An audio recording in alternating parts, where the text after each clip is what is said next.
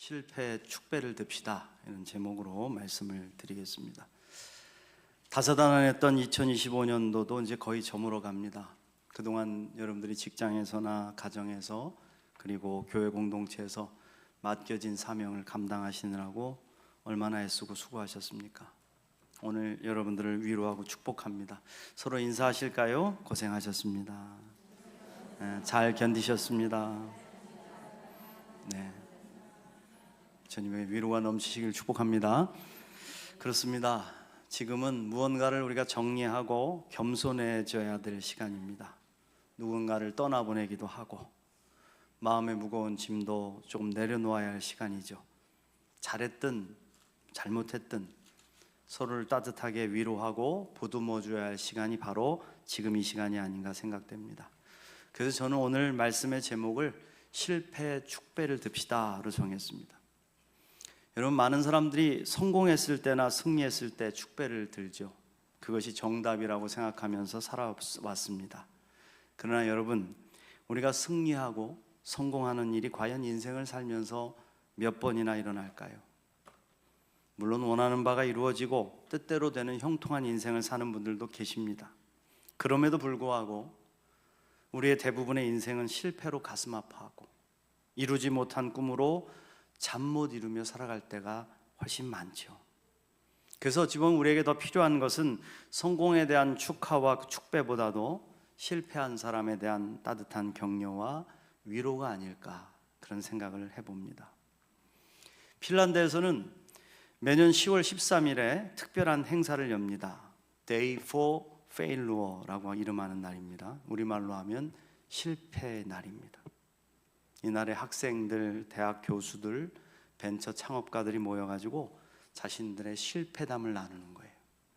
근데 얼마나 이 행사에 관심이 많은지 핀란드 국민의 4분의 1 정도가 지켜본다는 거죠. 여러분, 시청률 25%면 굉장한 겁니다.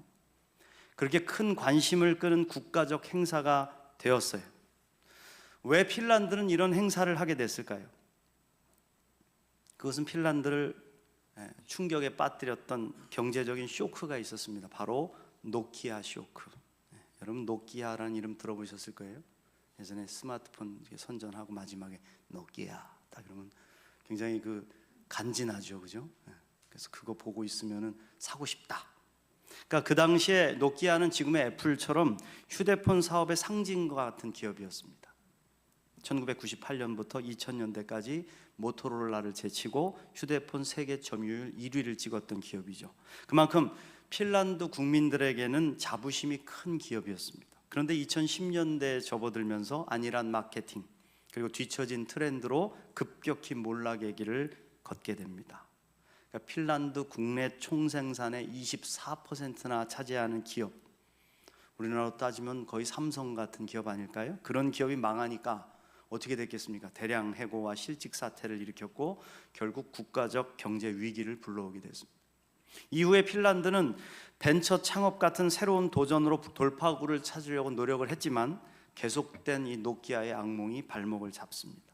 그래서 국민들도 실패에 대하여 비판의 목소리가 높아지고 기업에 대한 불신이 깊어갔죠. 이때 핀란드 헬싱키 알토 대학에 기업가 정신 커뮤니티라는 곳이 있어요. 알토스라는 곳인데 여기서 실패를 용인하는 문화를 좀 만들어 보자, 그렇게 해서 일으킨 운동이 바로 실패의 날이었습니다. 실패의 날을 제정해서 기념하는 거죠. 처음에는 별로 관심이 없었습니다. 근데 실패를 격려하고 포용하는 사회적 분위기가 차츰차츰 받아들여지기 시작하면서 다시금 모험과 도전을 두려워하지 않는 기업가 정신이 싹트기 시작하는 거죠.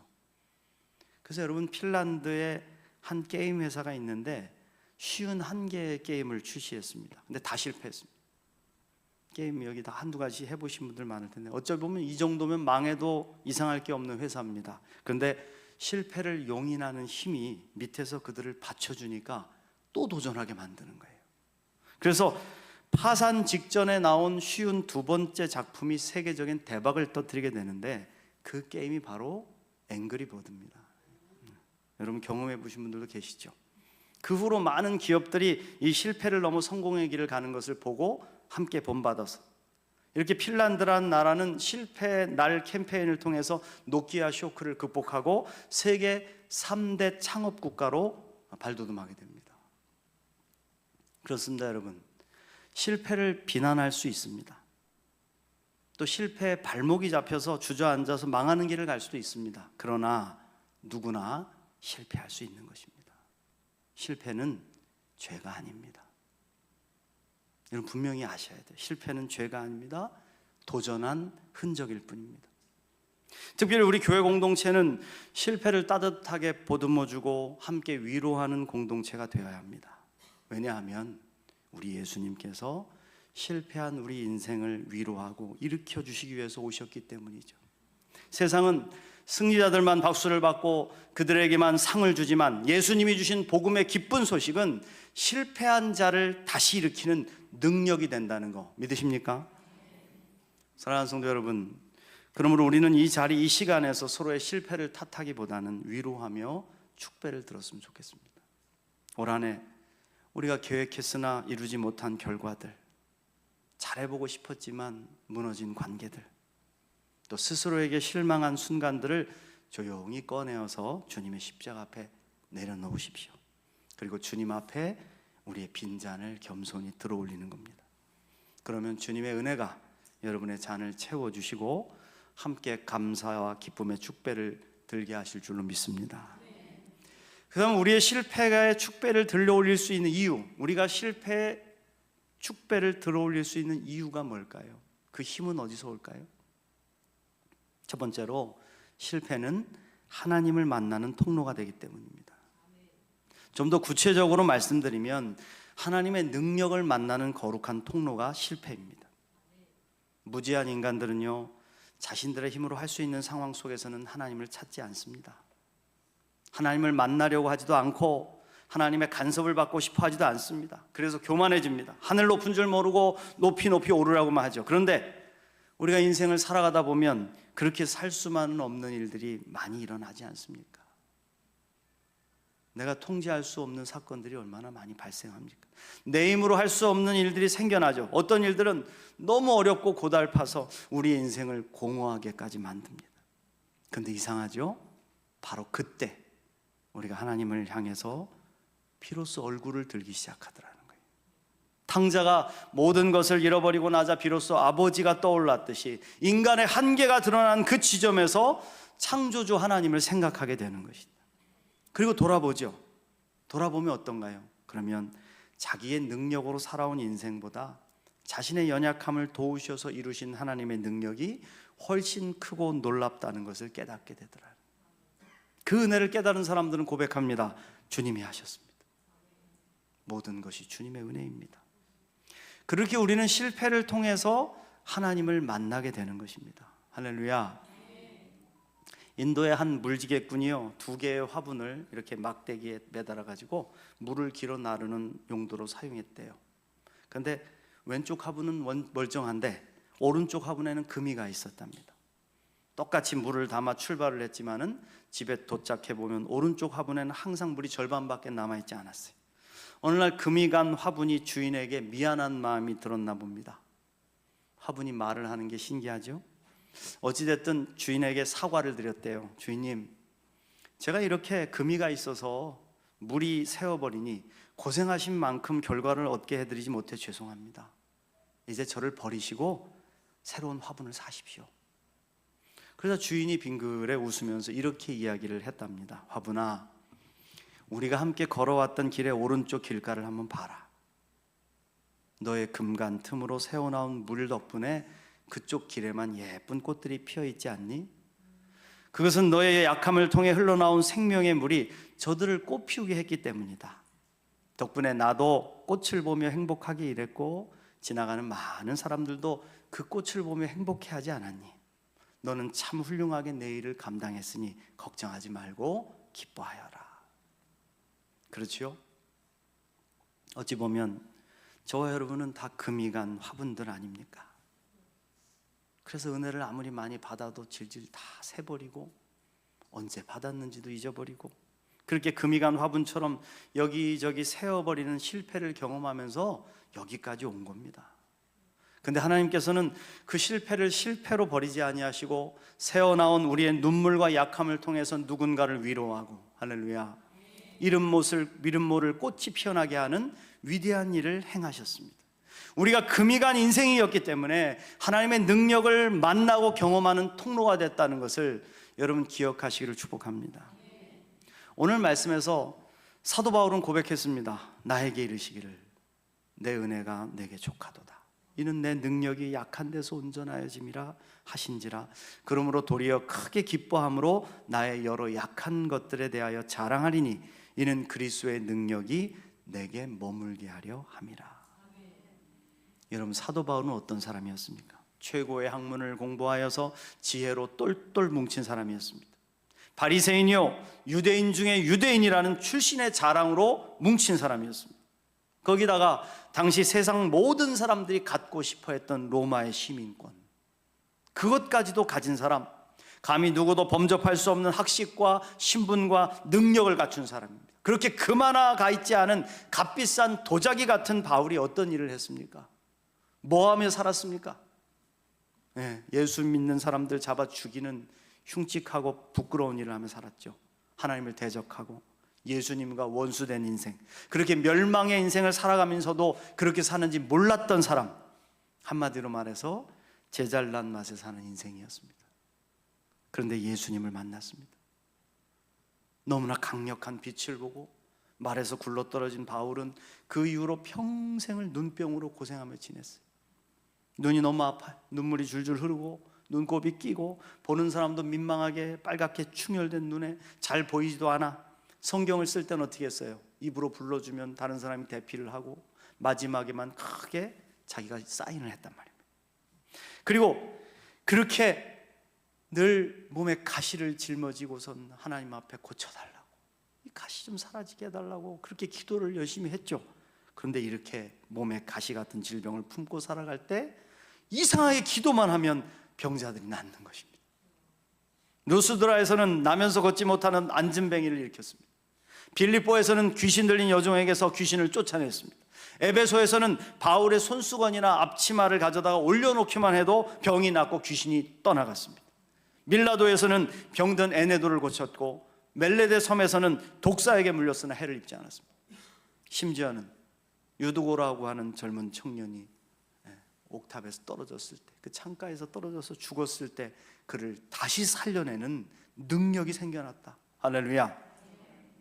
그렇게 금이 간 화분 같은 바울의 몸에서 하나님의 능력이 계속해서 흘러넘친 것이죠. 그리고 그 은혜를 받은 수많은 사람들이 하나님의 능력을 함께 경험하며 꽃을 피우는 은혜의 통로가 되었다는 것입니다.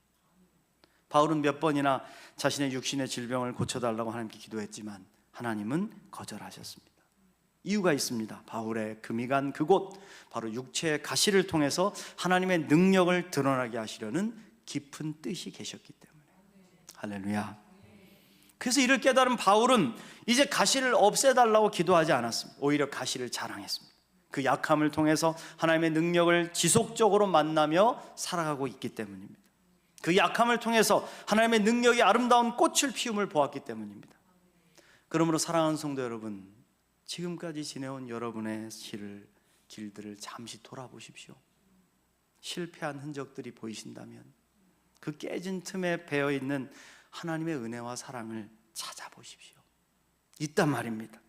그 은혜에 감사드리고 그곳에서 피어난 꽃으로 하나님께 함께 영광을 돌리는 우리 모두가 되시기를 간절히 축복합니다. 두 번째로, 실패는 우리를 성숙하게 하는 과정일 뿐입니다. 인생을 살아가면서 우리가 실패하지 않는 가장 좋은 방법이 있습니다. 그것은 아무것도 하지 않으면 됩니다. 다시 말하면 실패하지 않았다는 것은 어쩌면 아무 시도도 하지 않고 살았다는 것입니다. 시도하지 않은 인생은 경험할 수 없고 경험 없는 인생은 성숙해질 수 없습니다. 그런 의미에서 우리가 인생은 아픈 만큼 성숙해진다는 말에 공감하게 되는 것이죠. 저는 목사로서 아이들의 탄생을 많이 지켜봅니다. 태어날 때도 태어나고 나서도 늘 달려가서 기도해주고, 아이들이 연약해지면 함께 기도해주고. 근데 이상하게 태어날 때부터 연약하게 태어난 아이들이 있어요. 그 가운데 힘겨운 사투를 이겨내지 못하는 아이들도 있지만 또 이겨내는 아이들이 있습니다. 그런데 어린 시절의 연약함을 안고 태어나서 인큐베이터에서 지내며 엄마 품에 바로 안기지도 못하고 죽음과 사투를 벌인 그 아이들, 그리고 그 고통을 이겨낸 아이들을 보면 좀 보통 아이들과 다른 곳이 있음을 보게 됩니다. 굉장히 지혜롭고 영적인 감각이 뛰어나죠. 생사를 넘나든 아픔을 겪으면서 보통 사람들이 경험하지 못한 것을 경험하고 생각하고 극복하면서 더욱 성숙한 생명이 되었기 때문이다. 성인들도 마찬가지죠. 실패의 쓴맛을 경험하지 못한 사람이 어찌 타인의 아픔과 슬픔을 공감할 수가 있겠습니까? 내가 경험하지 못한 것을 어찌 깨달을 수 있으며 어찌 함부로 판단할 수가 있겠느냐. 그러니까 내가 실패를 경험하면 많이 경험할수록 우리에게 주시는 하나님의 달란트가 있는 거죠. 공감하고 위로하는 도구로 우리를 사용하시려는. 세계적인 첼리스트 파블로 카잘스는요, 젊은 시절에 연주회 직전에 손을 크게 다쳤던 적이 있다고 합니다. 그래서 병원에서 치료를 받는데 의사가 말했대요. 당신은 이 손으로 다시는 연주할 수 없을 것입니다. 음악하는 사람에게 얼마나 큰 절망적인 이야기입니까? 그런데 그는 이 고난을 잘 극복해내죠. 그리고 자서전에서 이렇게 고백을 합니다. 손가락을 다치고 연주를 쉬어야 했던 그 실패의 시간 동안 나는 처음으로 악보 너머에 있는 작곡가의 고통과 슬픔을 이해하게 되었습니다. 다른 사람들의 슬픔을 알게 됐습니다. 그 상처가 없었다면 나의 연주는 기교만 화려한 껍데기였을 것입니다. 그렇습니다. 실패를 경험해 본 사람만이 병든 자의 신음소리를 듣고 함께 아파할 수 있습니다. 사업에 실패해 본 사람만이 지금 실패한 사람들의 마음을 위로하며 어깨를 두드려줄 수 있는 것입니다. 성숙이라는 아름다운 울림은 그냥 이루어지는 것이 아니라 실패를 통과하며 다듬어진 소리죠. 그런데 그냥 소리가 아니란 말입니다. 무한한 감동으로 다른 사람들을 치유하는 능력의 소리가 된다. 할렐루야. 여러분, 우리 예수님을 한번 생각해 보십시오. 예수님 오신 성탄절을 불과 며칠 전에 우리가 보냈는데, 우리 예수님이 이 땅에 오셔서 펼치신 십자가의 사랑의 모습은 실패한 모습입니까? 성공한 모습입니까? 우리야 믿음이 있으니까 믿음의 눈을 들어보면 예수님의 십자가를 가장 완벽한 성공이라고 생각하지만, 세상 사람들의 눈으로, 믿음이 없는 사람들의 눈으로 한번 본다면 여러분, 형편없는 실패 아닙니까? 그것도 가장 흉악한 죄인을 죽이는 형틀에 죽은 죄수일 뿐이란 말이죠. 그런데 십자가, 세상 사람들이 혐오하고 실패한 자리로 여기는 그 십자가를 통해서 하나님은 인류를 구원한 가장 깊은 사랑을 완성하신 것입니다. 그래서 그 누구도 십자가를 실패의 자리로 말하지 않습니다. 모든 인류를 구원한 통로요, 사망 권세를 깨뜨린 영광의 십자가, 사단막의 권세를 깨뜨린 승리의 십자가로 고백하죠. 할렐루야. 저는 그리스도인의 실패도 이와 같다고 생각합니다. 겉으로 보기에는 실패한 것처럼 보이지만 우리는 그 과정을 통해서 점점 더 예수님의 성숙한 인격을 닮아가고 있는 것입니다. 실패라는 용광로를 통해서 하나님은 우리를 점점 더 예수님을 닮은 사람들로 빚어가고 계시는 것이다. 그것이 바로 실패의 능력입니다. 사랑하는 성도 여러분, 오늘 이 시간 마음을 넓히고 일어서시길 축복합니다. 작은 상처에 너무 연연하지 마시고 주눅들지 마십시오. 우리 그리스도인들에게 있어서 실패란 끝을 의미하지 않습니다. 성숙을 향해 나아가는 길에서 하나님께서 원하시지 않는 길을 하나 지운 과정에 불과하다. 그러므로 오늘 저와 여러분은 하나님 앞에서 축배의 잔을 들어올릴 수가 있다는 거예요. 우리가 들어올린 이 잔은 패배의 잔이 아닙니다. 우리의 연약함 속에서 나타나셨던 하나님의 은혜에 감사하는 잔이고, 앞으로도 베풀어 주실 하나님의 은혜를 신뢰하며 살겠다는 약속의 잔입니다. 그리고 우리는 당당히 고백합니다. 하나님, 오늘 실패를 통해 이 길이 아니었음을 알게 하심 감사합니다. 이제 주님이 예비하신 진짜 길을 걸으며 예수님을 닮아서 더욱 성숙해지겠습니다. 오늘 이 은혜가 저와 여러분, 우리 모두 위에 잠잠히 임하시기를 간절히 축복합니다.